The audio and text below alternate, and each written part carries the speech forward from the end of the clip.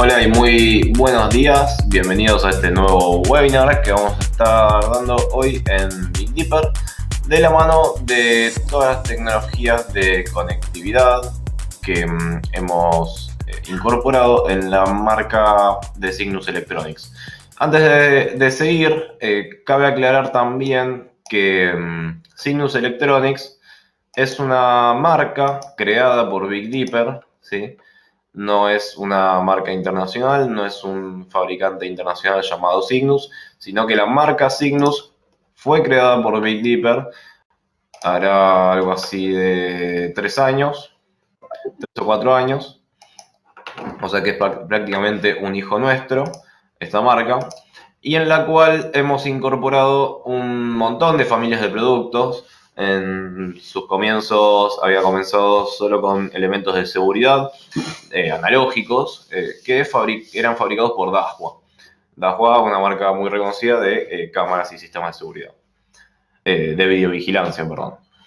Y a medida que Cygnus se fue desarrollando como marca, hoy en día cuenta con muchas más familias de productos, no solo en lo que es seguridad, sino también en lo que es comunicaciones, control de accesos, conectividad desde líneas muy básicas o entry level hasta otras totalmente profesionales, que son las que vamos a ver hoy. También tiene una línea de telefonía IP, de videoporteros de varias aplicaciones. Toda la línea de seguridad CCTV ya no es más fabricada por Dahua, sino que es fabricada por otra empresa. Y son todos IP.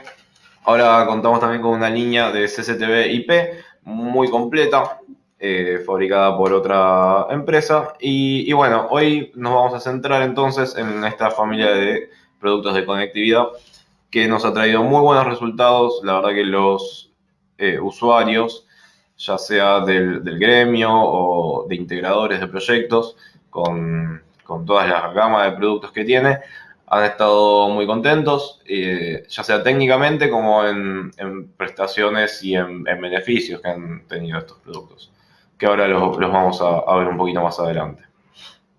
En todo lo que es conectividad de red, en la familia de signos vamos a encontrar una variedad de medios de conexión.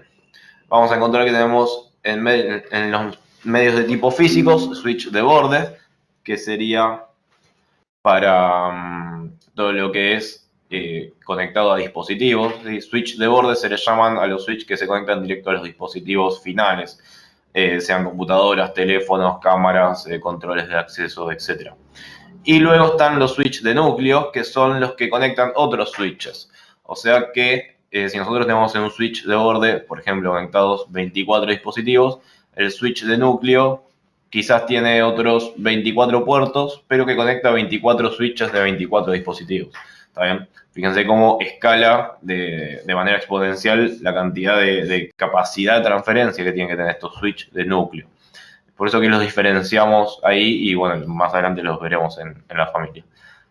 Dentro de estos switches podemos tener dos medios de conexión, ya sea Ethernet por cable UTP, que es el que todos conocemos, que viene con los patch cord en los routers hogareños, o por fibra óptica, que ya es un medio quizás un poquito más complejo, pero que también, si está bien dimensionado y bien armado la fibra, esto es plug and play, se conecta y funciona.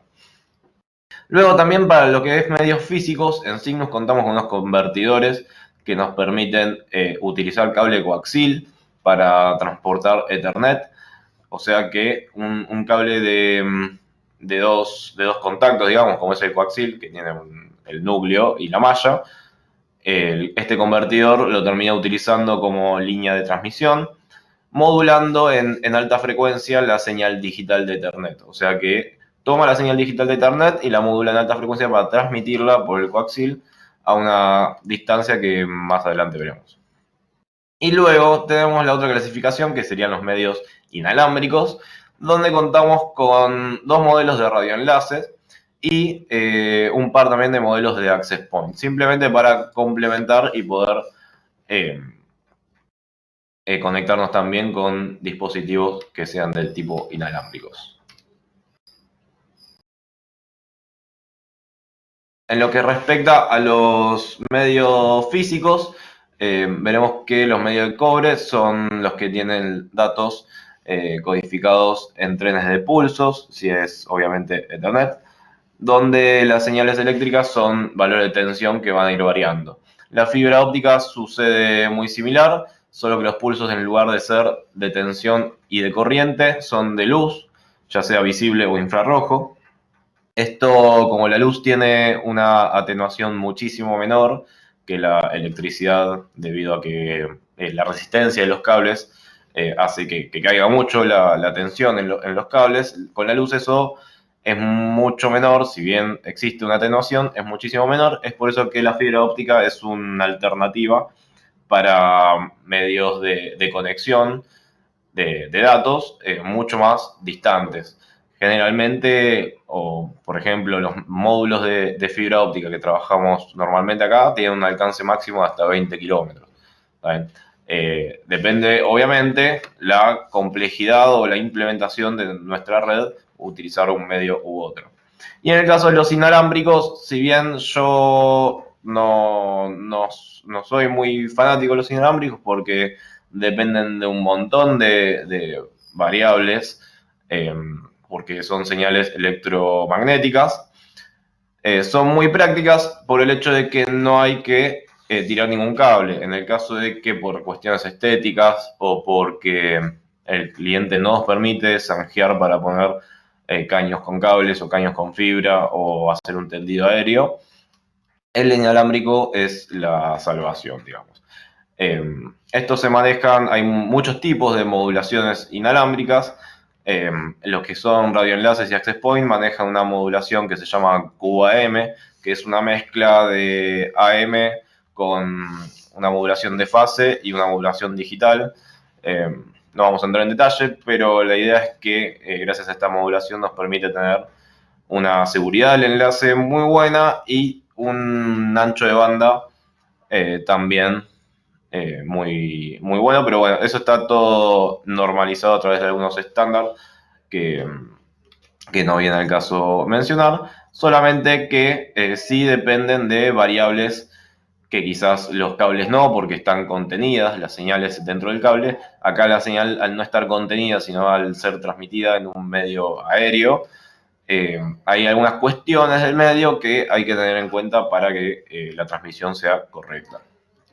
Vamos a pasar ahora sí a comentar un poco sobre algunos productos de la línea de Cygnus.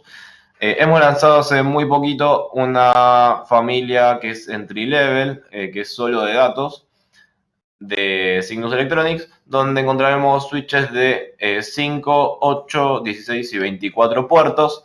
En el caso de los de 5 y 8 son de 10, 100 mega.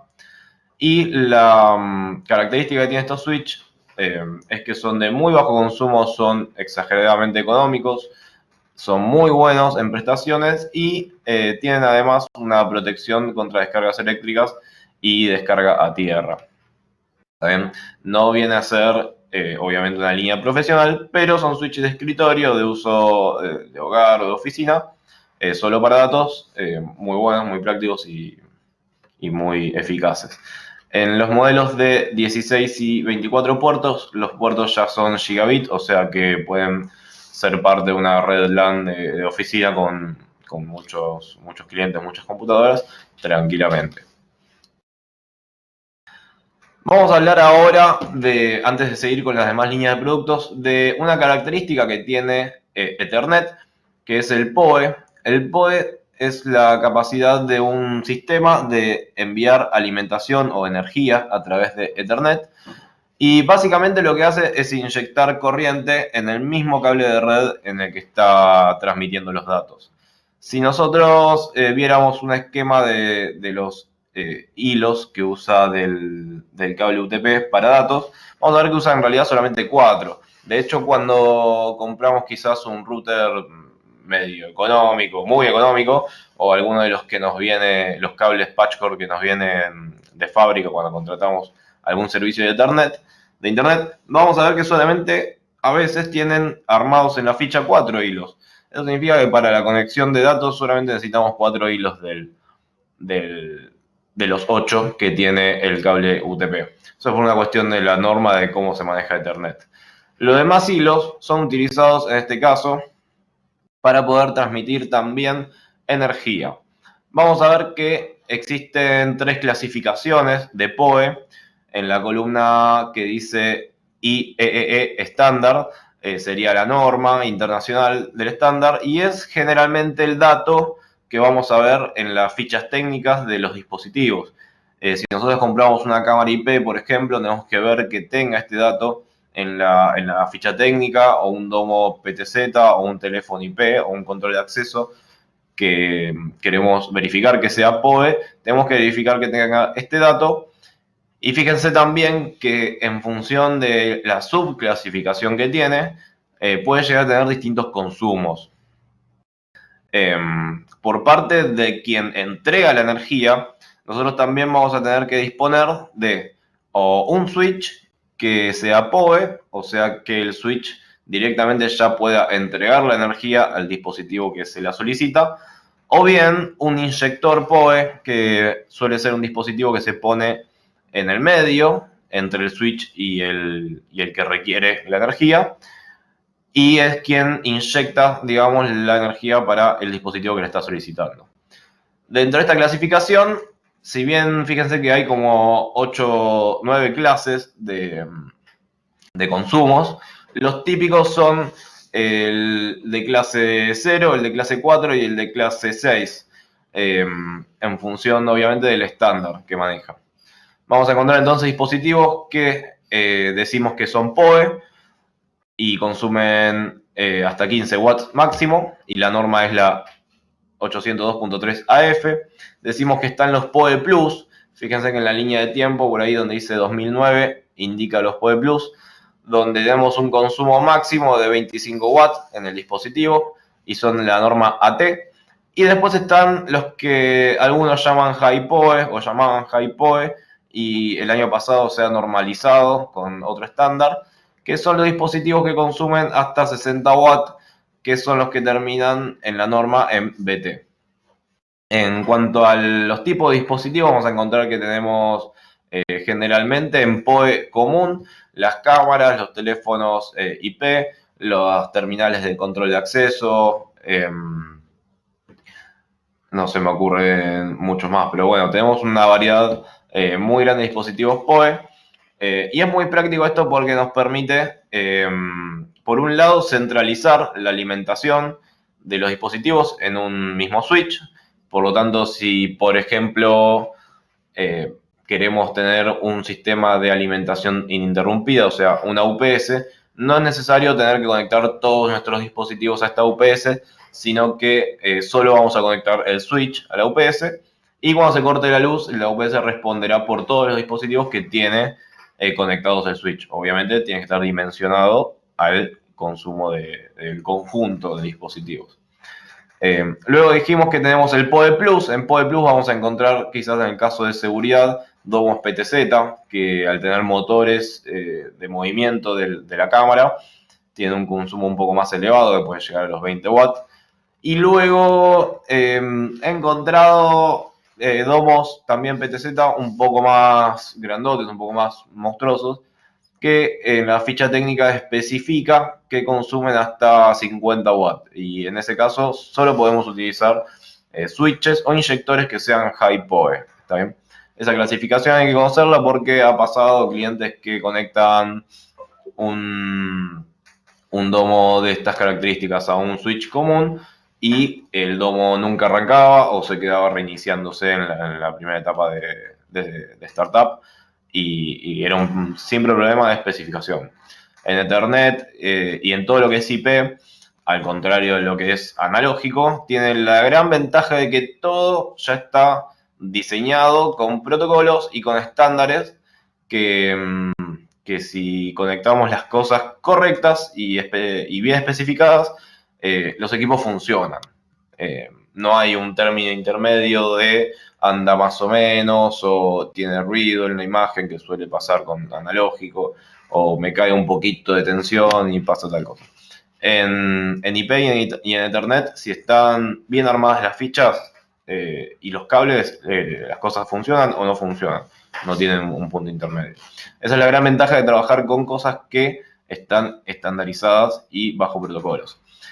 Otro protocolo que es muy importante e interesante en lo que es el PoE es el handshaking. Handshaking en inglés significa apretón de manos y nos brinda un carácter de, además del protocolo de inicio, de seguridad a nuestra infraestructura de cableado, a nuestro cableado estructurado, debido, y les hago un resumen de todo lo que dice ese gráfico, a que el equipo que requiere la alimentación, si yo no lo tengo conectado todavía en el cable, supónganse que conecto el cable al switch, que es PoE, pero en el otro extremo todavía no conecté, digamos, la cámara. En ese cable yo no voy a tener todavía la tensión o la corriente, sino que recién cuando yo conecte la cámara hay un pequeño intercambio de información que está dado por este pequeño gráfico, donde el dispositivo es detectado y le solicita, o en realidad detecta qué tipo de dispositivo PoE es, debido a un determinado hardware que tiene adentro, que son resistencias y un pequeño integrado en la etapa de PoE. Y en función de esa respuesta que tiene, el switch recién ahí le envía, comienza la operación, lo enciende y le envía la energía, la corriente y la tensión que le está solicitando en función de su clasificación. Eso significa que nosotros no vamos a tener corriente en los cables hasta que haya un dispositivo conectado. Y en el caso de que el dispositivo, que la línea de transmisión se corte o el dispositivo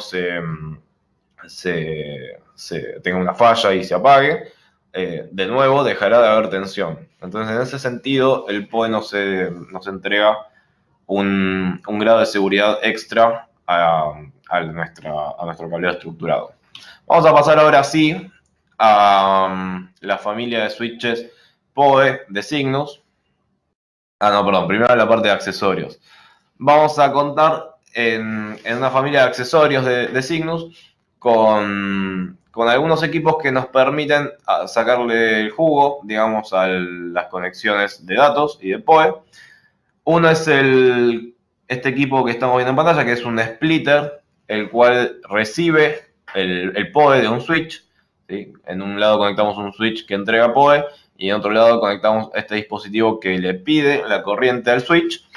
Y lo que hace este equipo es separar por un lado los datos, o sea que tiene otro puerto donde solamente transmite los datos, que transmite con el switch, y luego también tiene dos puertos, una bornera y un plug hembra para conectar un dispositivo con salida de 12 o de 24 volts.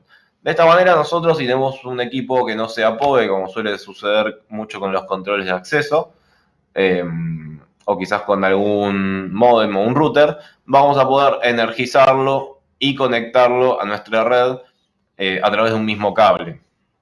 Básicamente lo que hace es eso, convertir un equipo que no es PoE en PoE. Y se llama splitter precisamente por eso, porque divide por un lado lo que es datos y por otro lado lo que es alimentación. Luego tenemos otro accesorio que es el EPOC. EPOC significa Ethernet y PoE over coaxil. Este es el que les comentaba antes, que nos permite transmitir datos a través de un cable coaxil. La distancia de transmisión, fíjense que de este lado tiene un puerto de red y un puerto BNC. El puerto BNC es un tipo de puerto para cable coaxil. Del otro lado, que acá en la imagen no se ve, también tiene un puerto de red cada uno, en donde uno además tiene un conector para una fuente de PoE y otro para una entrada de PoE y de datos de un switch.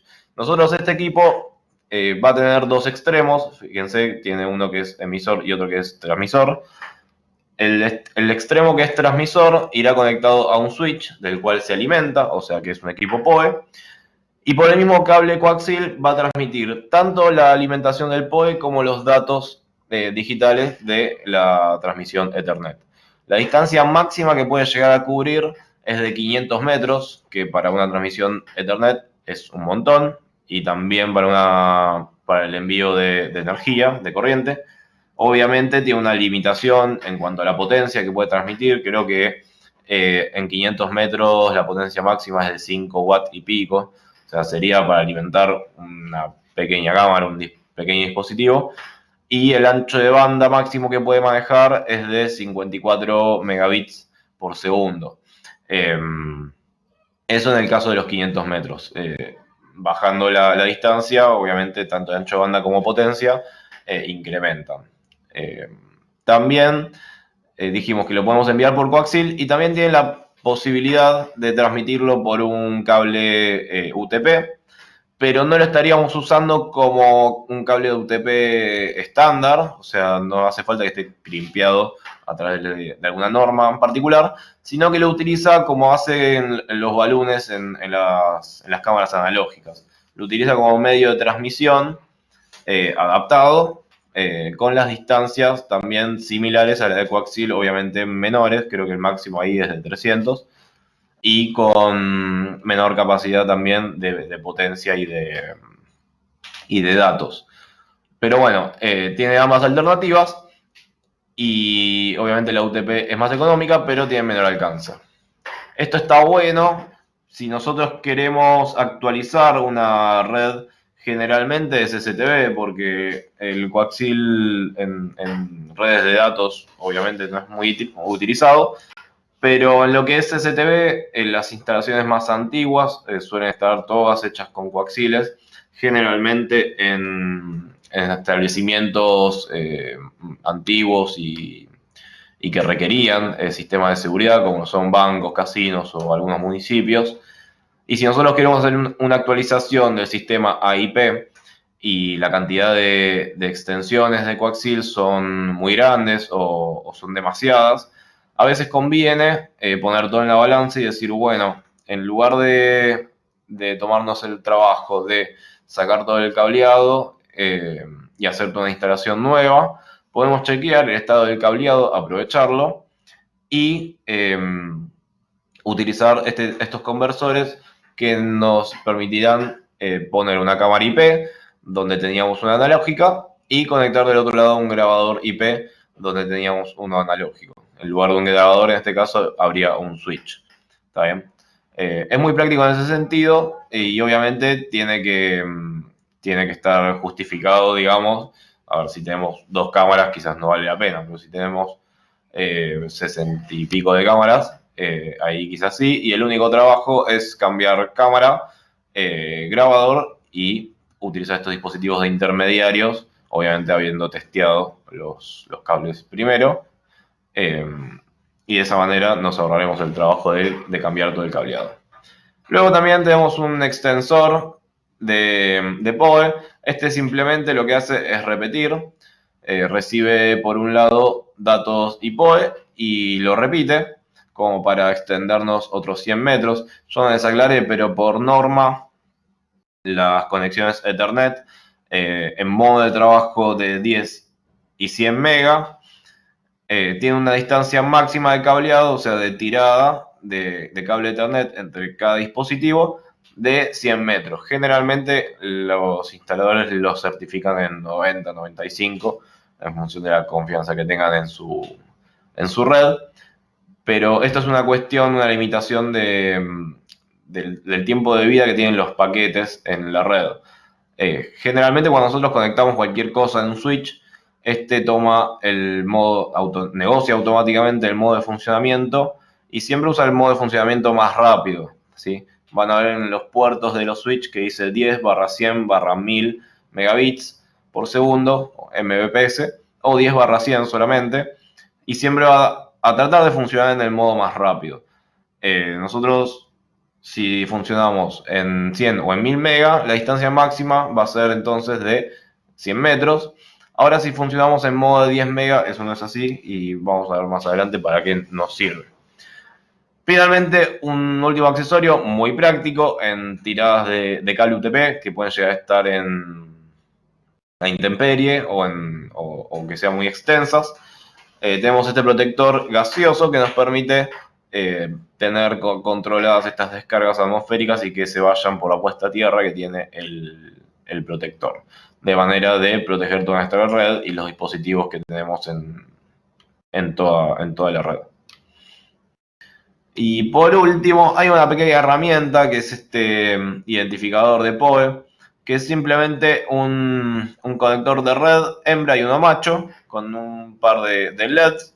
Y esta herramienta nos permite identificar qué tipo de PoE, primero detectar si un puerto realmente tiene conectividad, y también detectar si tiene PoE y qué tipo de PoE tiene.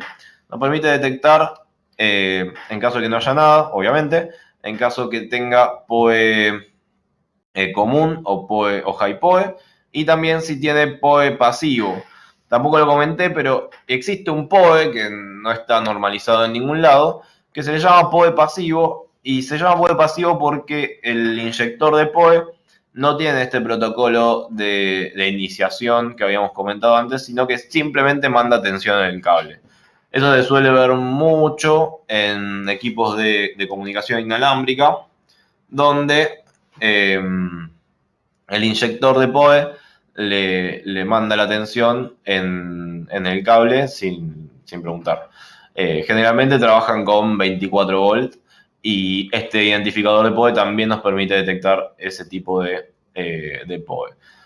Y tiene la ficha macho, obviamente, para probarlo en puertos que tengamos en la pared o en alguna pachera. Y también el hembra para probarlo en el otro extremo, en el caso que tengamos todos los cables, todas las conexiones del otro lado.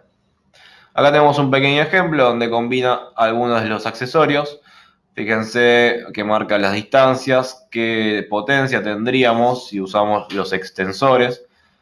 Cada 100 metros podemos poner un extensor para, obviamente, tener más distancia de conexión.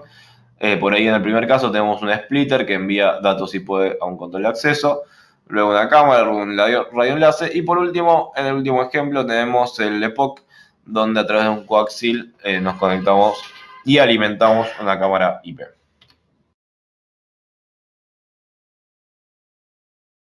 Respecto a los switches, nosotros vamos a ver que tenemos 4 modelos en la familia PoE Entry Level de Cygnus. Estos pequeños switches son muy prácticos para lo que es CCTV, para datos también, pero están especialmente diseñados para lo que es CCTV. De hecho, tienen un pequeño interruptor en la parte del frente que dice CCTV. Y lo que hace este interruptor es, de los 5 puertos que tiene el switch, que vamos a ver que 4 son PoE y 1 no, o 4 sí y 2 no. Lo que hace este modo CCTV una vez que lo activamos es, por un lado, bloquear la comunicación entre los 4 puertos de bajada, o sea, los puertos que son PoE o que irían a los dispositivos.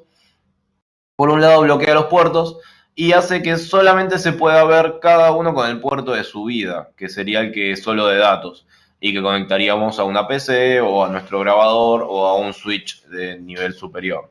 Entonces, de esta manera, todos los puertos que son PoE y que están en la bajada no pueden comunicarse entre sí, o sea que las cámaras no van a poder verse entre sí, y de esa manera evitamos un montón de comunicaciones redundantes que se dan entre dispositivos de red cuando apenas los conectamos y por el simple hecho de estar conectados en un switch, y crea esta especie de VLANs que hace que solamente tengan una conexión privada cada uno de los puertos de bajada con el puerto de subida.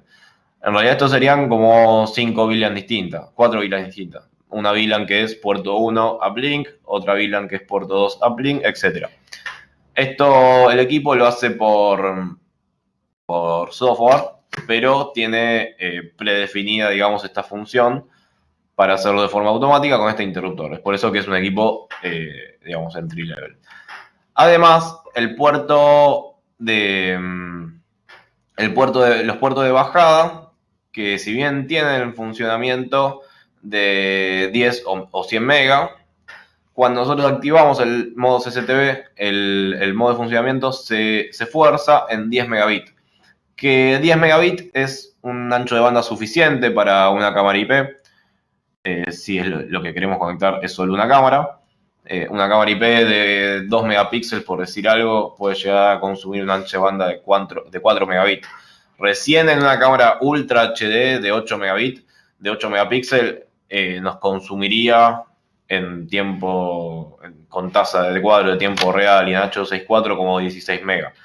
Pero generalmente hoy las cámaras que son 4K o Ultra HD ya vienen con una compresión mejorada, que es H265, y tampoco nos pasan a consumir más de 10 megas. Así que 10 megas sería suficiente para cualquier tipo de cámara, y al forzar el funcionamiento en 10 megabits, la extensión que dijimos que hay entre dispositivos Ethernet, que era como máximo 100 metros, pasa a ser 250 metros.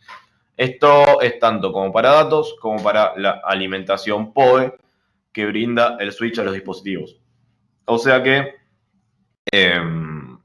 nosotros vamos a poder instalar el switch en algún lado y por otro lado instalar la cámara a 250 metros de distancia. Luego vamos a ver que tenemos varios modelos también, igual que en los entry level. Tenemos modelos de 4, de 8, de 16 y de 24 puertos. Los de 4 y los de 8 tienen dos alternativas, uno con dos puertos de subida, tanto el de 4 como el de 8, y otro con un solo puerto de subida, con dos precios diferentes obviamente. Y la particularidad que tienen estos switch es que los puertos de bajada, o sea, los puertos PoE, no son solamente PoE, sino que son PoE Plus. O sea que nosotros vamos a poder alimentar equipos de hasta 30 watts de consumo en cada uno de estos puertos. ¿Está bien? Por ejemplo, un Domo PTZ de tamaño mediano chico. Obviamente, el switch, por ejemplo, el modelo de 4 puertos, vamos a ver en la ficha técnica que dice, bueno, te puedo entregar PoE en los 4 puertos, pero hasta un máximo de 60 watts, ¿saben? Que es la potencia máxima que maneja. Entonces nosotros vamos a poder o conectar 4 dispositivos de 15 watts o un dispositivo de 30 watts y 2 de 15. ¿Saben? Obviamente siempre, generalmente, el consumo del PoE no es al máximo, entonces se puede jugar con eso como para poder aprovechar todos los puertos. En el caso de los switch de 16 y de 24, los puertos de subida son de 1 gigabit, o sea, de 1000 megas, y también tienen la alternativa de conectar un módulo de fibra óptica. Fíjense que en el de abajo de toda la derecha, al final de toda la derecha del switch, tiene un conector que es como un cuadrado negro, que sobresale un poquito y que no se ve muy bien. Ese conector es un slot vacío, es un espacio vacío, donde vamos a poder insertar un módulo de fibra óptica que se llaman módulos SFP. SFP es el estándar o la norma de estos módulos. Nosotros de esa manera vamos a poder conectar cualquier tipo de módulo, sea el tipo de fibra que sea, y de esa manera independizarnos del tipo de fibra que tenemos que conectar en función del módulo que le pongamos al switch. Eso es lo bueno que tiene el SFP. Después tenemos una línea de uso de switch de núcleo o switch troncales o industriales. Vamos a ver que hay un modelo que es modular, o sea que le podemos conectar a gusto de a 8 puertos Ethernet o de fibra óptica. Fíjense que tiene como 3 grandes espacios donde nosotros podemos intercambiar módulos de Ethernet o de fibra.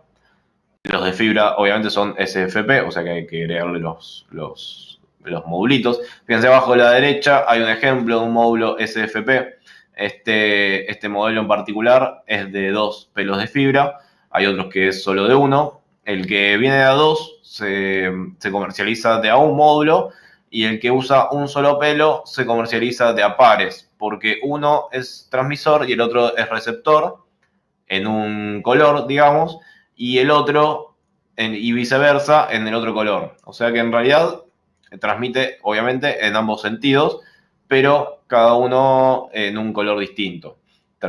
Uno transmite en un color y el otro recibe en ese color, y el otro transmite en otro color y el primero recibe en su color. También tenemos equipos que son industriales, que llamamos industriales a los diseños que tienen o trabajan en mayor amplitud térmica y tienen quizás alguna característica particular que les da mayor grado de confiabilidad, como por ejemplo que no tienen ventiladores mecánicos, sino que la disipación es totalmente a través de la carcasa, que fíjense que el modelo del medio tiene una carcasa que parece un estéreo, una potencia para auto, y que también quizás tiene una geometría de convección diseñada para poder disipar ese calor. Y en estos dos equipos también vamos a ver que tenemos modelos que son administrables en capa 2, en funciones de capa 2, y otras que también son administrables en funciones de capa 3, que serían ya a nivel de IP. Como lo son los switch, los routers, perdón. Los routers son equipos de administración de capa 3. Acá tenemos un modelo que es de 4 puertos de la línea profesional. Los 4 puertos PoE son gigabit, o sea que nos permiten transmitir hasta 1000 megas. Y son high PoE, o sea que nos permiten alimentar hasta 60 puertos. Fíjense que son equipos de prestaciones mucho más avanzadas. En los puertos de subida tenemos en realidad 3 puertos lógicos. Fíjense que los dos de arriba tienen una flechita que dice combo, eso significa que podemos usar uno o el otro. Pero después sí hay 2 independientes que son de fibra y Ethernet. O sea que en total tenemos 4 puertos, 2 de fibra y 2 Ethernet, pero hay uno de fibra que se pisa con uno de los Ethernet. Al no tener ventiladores y poder conectar 2 fuentes, fíjense a la izquierda que tiene la posibilidad de conectar 2 fuentes de alimentación en la bornera verde, es un equipo con mayor tolerancia a fallas. Y el rango de trabajo de temperatura es muchísimo más amplio. Tenemos casos de clientes que han instalado estos switch en postes donde le han caído rayos y han seguido operativos. Tenemos que haber pedido una foto, porque está el switch hasta un poco derretido en una parte y seguía funcionando. Así que las experiencias que tenemos con esta línea de productos son muy buenas. Este es otro modelo de este diseño industrial, pero ya de 8 puertos. En este caso, todos los puertos son PoE Plus y solamente el primero es High PoE. Todos son gigabit y los de subida son solamente en fibra óptica. Fíjense que tienen para los slots de SFP. Este modelo en particular también tiene una salida a relé, o sea, un contacto seco, para poder programar una alarma en caso de que se corte alguna de las líneas de transmisión, sean las de fibra o las de Ethernet, y podamos cerrar un contacto de alarma para comunicarlo a otro sistema que esté monitoreando ese contacto, de manera de poder reportarlo y tener alguna acción, obviamente, de por medio. Este modelo en particular, además, es administrable y como los modelos administrables tienen una función de capa 2 que se llama Rapid Spanning Tree. Este protocolo de Spanning Tree lo que nos permite conectar son equipos en anillo. En el caso de que un switch no tenga Spanning Tree, solamente vamos a poder implementar un esquema de conexión tipo estrella o árbol, digamos, donde se ramifican de manera lineal. En el caso de tener Spanning Tree, el Spanning Tree lo que hace es solucionar los bucles de conexión cuando implementamos un anillo. El anillo es una medida de redundancia de enlaces, donde nosotros quizás, el ejemplo típico en seguridad es un perímetro muy grande, donde hacemos un anillo de fibra óptica y en el caso de que alguno de los enlaces por X motivo se corte, la conexión sigue estando entre cualquiera de los dos puntos. Obviamente, con el que está al lado del que se cortó, va a tener un delay quizás un poco más grande del que tenía antes, porque tiene que dar todos los saltos hasta que pegar toda la vuelta, pero sigue teniendo conexión de cualquier manera y obviamente es reportado. Le aclaro esto porque está bueno que se sepa que los equipos tienen que soportar spanning tree para poder hacer los anillos. Y este modelo en particular tiene una función que se llama fast ring, que permite resolver esto del bucle, o sea, tiene una función que está dedicada a resolver de la manera más eficiente posible el bucle de conexión.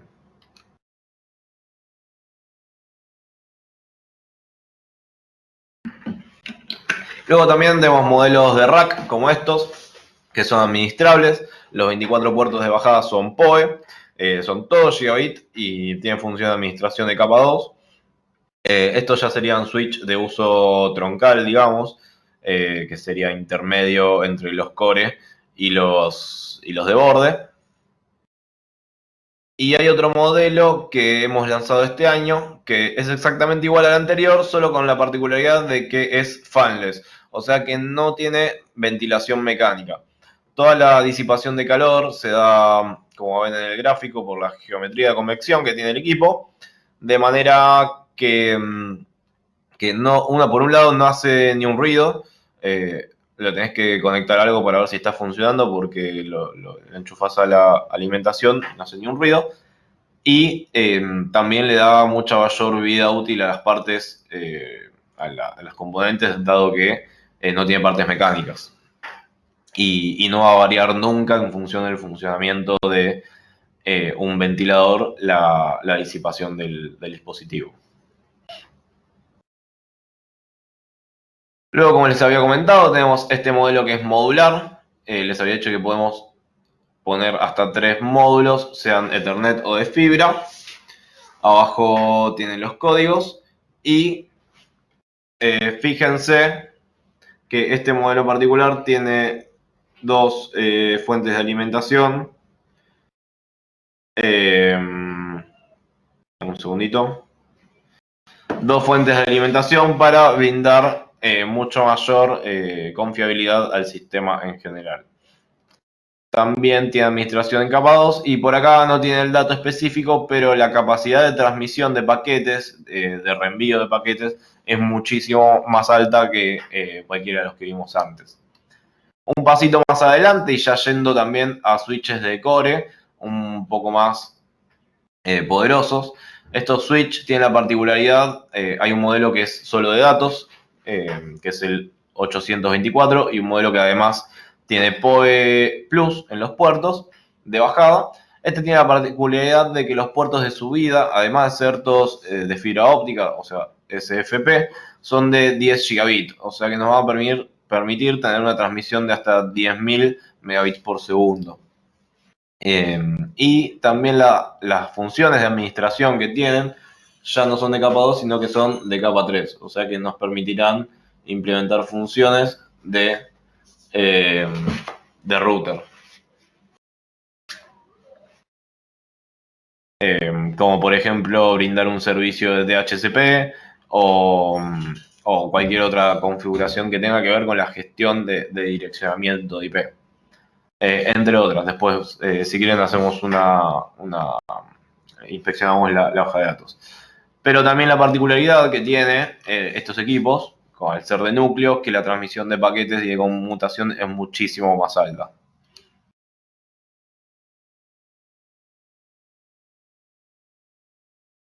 Luego, en lo que es conectividad inalámbrica, no es tan diversa como la cableada que habíamos visto, sino que es un poco más acotada, dado que no está especializada, digamos, la familia de productos en lo que es conexión inalámbrica. Vamos a ver que tenemos enlaces de punto a punto o punto multipunto en lo que es radioenlaces en 2 GHz y en 5 GHz. Estos nosotros los vamos a poder implementar en función de la frecuencia, y hay algunas cuestiones que tenemos que tener en cuenta a la hora de montar un radioenlace para tener una conexión de datos. ¿Sí? Acá no podemos transmitir PoE a través de un radioenlace, una cuestión física. Lo quiso hacer Tesla en algún momento, pero bueno, no hubo muy buenos resultados. Vamos a poder solamente transmitir datos, entonces, y vamos a tener que tener en cuenta algo que se llama zona de Fresnel para para la efectividad del enlace inalámbrico. Llamamos zona de Fresnel a esta especie de Zeppelin 3D que se crea entre dos puntos de conexión inalámbrica. Y como dice ahí la ecuación, va a depender de ese simbolito que es la letra lambda de griega, que representa la longitud de onda de la onda electromagnética. Esa longitud de onda es inversa a la frecuencia, o sea que si yo tengo una frecuencia de 2 GHz, tenemos una longitud X, y si tenemos una frecuencia de 5 GHz, la longitud es mucho más chica, ¿sí? Y eso nos quiere decir que en función de la frecuencia que tenga nuestro radio, va a depender el tamaño de esta zona de Fresnel. En palabras más simples, la de 2,4 GHz tiene un radio de Fresnel mucho más grande que la de 5,8. Eso que nos dice que, y qué necesitamos hacer, este radio de Fresnel es un área que necesitamos tener despejada de obstáculos para que la conexión sea eficiente.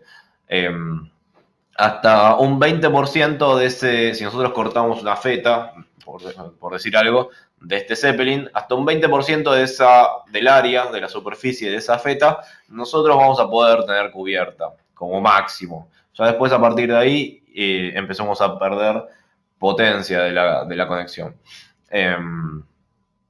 Si nosotros tenemos un radio de 2,4, por ejemplo, que la feta va a tener una superficie mucho más grande, porque el radio es mucho más grande, un 20% de esa feta representa una gran cantidad de área.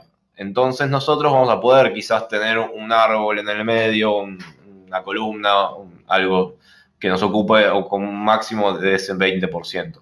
Ahora, si estamos utilizando un radio que es de 5,8, esta feta, este círculo va a ser mucho más pequeño y un 20% ya puede ser cubierto con algo también mucho más pequeño. Entonces, cualquier cosa ya que se nos atraviesa en el camino, si bien el radio de Fresnel es más chico y vamos a poder esquivar más cosas, pero cualquier cosa que ya se nos ponga en el medio va a interferir mucho con la conectividad. Esto pasa también con el sonido. Si nosotros nos ponemos atrás de una pared, lo más probable es que escuchemos más los graves que los agudos. Bueno, en esto pasa lo mismo. Los de menor frecuencia vendrían a ser los graves y los de mayor frecuencia son más agudos. Los graves llegan más lejos, atraviesan más cosas, los agudos no tanto. Hay unos radios que nosotros no comercializamos en Cygnus, pero que se consiguen también, que son de 900 MHz, o sea, son de casi un tercio de la frecuencia de los 2,4 y llegan, tienen mayor alcance en distancia y obviamente al hacer este radio mucho más grande atraviesan, por decirlo de alguna manera, más cosas o de mayor tamaño. Eso es algo que tener en cuenta, pero lo bueno es que por cuestiones también físicas, los de 5,8 son mucho más rápidos.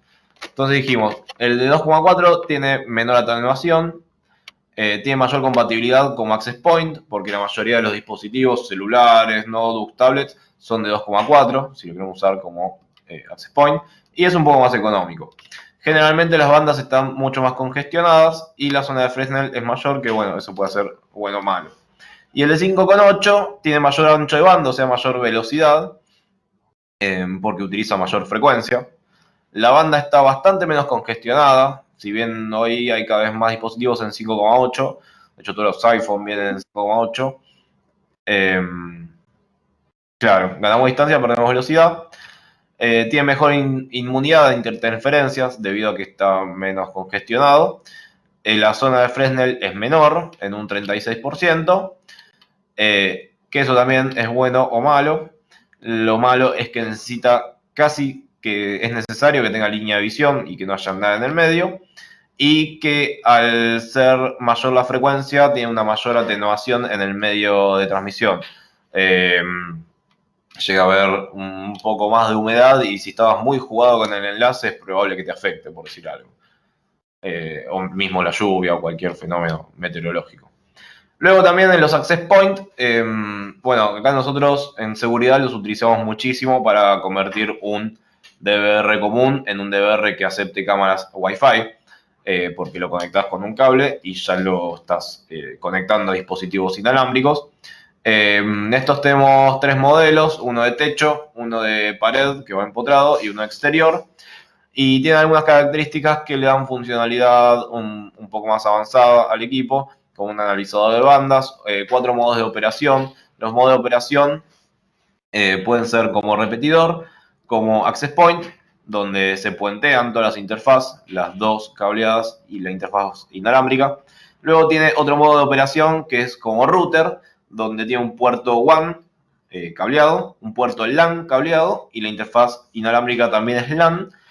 Y también tiene otro modo de funcionamiento que se llama WISP o Wireless Internet Service Provider o proveedor de servicio de Internet inalámbrico, donde la interfaz inalámbrica es la WAN, que tiene una IP pública X, y las dos interfaces cableadas son LAN. ¿Bien? Eso nos permite conectarnos a proveedores de Internet que nos brindan servicio inalámbrico y hacer una LAN privada en función de eso. Nos permite crear access point virtuales, o sea que nos va a permitir, creo que hasta 3 redes diferentes para poder hacer redes privadas inalámbricas y que algunos usuarios no se puedan ver con otros, por ejemplo, o poner en un SSID a las cámaras y en otro que sea para usuarios. También podemos crear VLANs en función de eso para restringir el acceso entre los usuarios o clientes inalámbricos. Tiene también la opción de clonar la dirección de MAC si queremos hacernos pasar por otro dispositivo.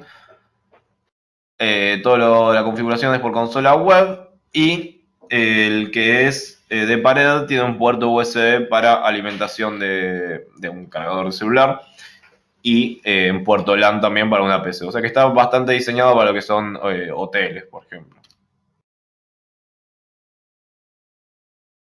Vamos a ver que hay 2 modelos, el de techo y el de pared, que son PoE de norma, o sea, el PoE estándar que habíamos visto, y el que es de exterior es PoE 24 volt o PoE pasivo.